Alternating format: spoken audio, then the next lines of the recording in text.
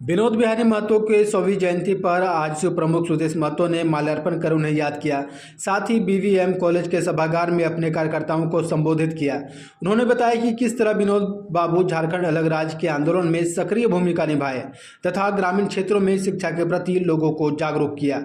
वहीं झारखंड के पितामह जिन्होंने पढ़ो और लड़ो का नारा दिया, जिन्होंने झारखंड मुक्ति मोर्चा का गठन किया, लेकिन आज जेएमएम की सरकार उन्हें सम्मान नहीं दे सकी। आज 100वीं जयंती पर मुख्यमंत्री को राजकीय उत्सव के रूप में मनाना चाहिए था, लेकिन दुर्भाग्य है कि सत्ता के नशे में चूर मौजूदा सरकार को विनोद बाबू से कुछ लेना देना नहीं है। उन्होंने कहा कि 101वीं जयंती ऐतिहासिक होने वाला है। कोई दिक्कत नहीं, चलिए। विनोद बाबू का जन्मदिन है, जयंती पूरा झारखंड इसको मना रही है, क्या कुछ कहेंगे? आज किस तरह से याद कर रहे हैं उनको?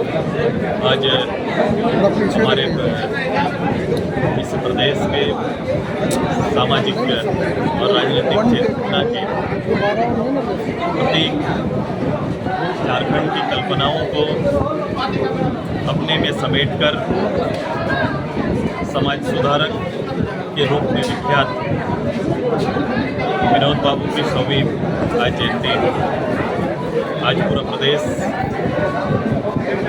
उनको नमन कर रहा है, उनके जीवन की घटनाओं को याद कर रहा है, उनके योगदान को याद कर रहा है। हमने भी संगठन की ओर से पूरे प्रदेश भर में आज के दिन में इनको याद करने और इनके योगदान को याद करने का दिन सुनिश्चित किया।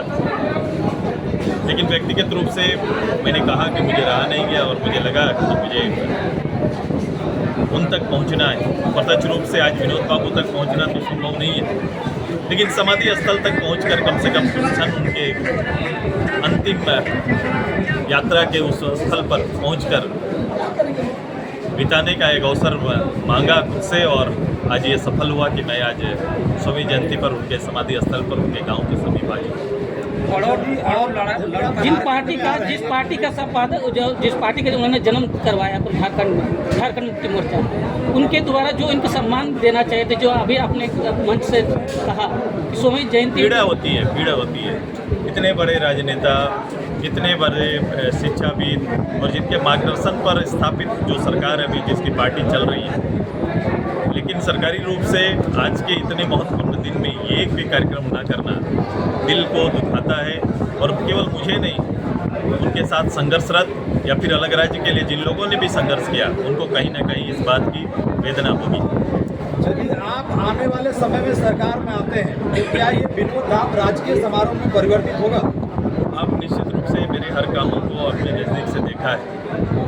मेरी कोशिश हमेशा रहती है कि ऐसी जगहों को जिन्होंने इस प्रदेश का मार्गदर्शन किया है, उनके इतिहास को पीढ़ियों तक जिंदा रखा जा सके, उन्हें सहेजा जा सके, उन्हें बटोरा जा सके और उसकी प्रस्तुति हो, ऐसी तैयारी हमेशा रहती है। बहुत से सपने हैं, कुछ सपने निश्चित रूप से सरकार और सरकारी रूप से संभव है, लेकिन इसके बाद भी हम लोग की कोशिश रहती है कि एक बड़ी आबादी अपने जन नेता को याद करे। उसके लिए हमेशा कार्यक्रम चलते रहना चाहिए ताकि उनकी याद लोगों के बीच में ताज़ा रहे। एक बहुत बड़ा नाम है, ये कोई सहज नाम विनोद बाबू है नहीं, बहुत बड़ा नाम है और बहुत बड़ा काम भी है। जितना बड़ा नाम उतना बड़ा काम भी है। इस कार्यक्रम में आते समय हमें कुछ लोग मिले थे, वो बोल रहे थे कि विनोद बाबू का जीवनी एक छोटा सा अंश में बन के और आंसू के द्वारा पूरा प्रखंड तक, एक एक गाँव तक उनकी जीवनी हर एक युवाओं के बीच में जाए और वो उसको जान सके। क्या ऐसा आंसू आगे आने वाले समय में कर सके? ये बिल्कुल से ये सारे काम, चूँकि हमारा काम क्या है, हमारा दायित्व क्या है? हमारा दायित्व है कि ऐसे ही राजनेता, ऐसे ही समाज के अगुवा, जिन लोगों की चिंता और चेतना से और जिनके संघर्ष से ये प्रदेश प्राप्त हुआ है, उनको हमेशा पीढ़ियों तक याद रखे। कोई भी स्टेट, कोई भी राज्य या देश अपनी इस गरिमा को कमज़ोर करना नहीं चाहता है, लेकिन चूंकि हालात ऐसे नहीं है, राजनेताओं का वर्तमान चिंतन ऐसा नहीं है, ऐसा व्यवहार नहीं है, इसलिए ये काम आपको दिख नहीं रहा है। लेकिन आने वाले समय ये परिदृश्य बदलेगा और आपको ये ऐसे महानुभूति को आप टॉप पर देखेंगे, जिसकी चर्चा न केवल अपने प्रदेश में होगा बल्कि प्रदेश से बाहर भी होगी। इस कार्यक्रम से इस कार्यक्रम से हट के एक चर्चा है जो पूरे झारखंड में अभी चल रहा है। अभी टाइगर जयराम है वो मंच से एक बात बोले हैं कि जो 80 विधायक हैं पूरे झारखंड में, उन्हें अपने एमएलए का फुल फॉर्म लिखने नहीं आता है। वो चैलेंज किए और अभी तक उस चैलेंज को कोई स्वीकार नहीं किए हैं और कभी कोई विधायक अभी तक कुछ बोले नहीं है। इस पर आपका क्या है?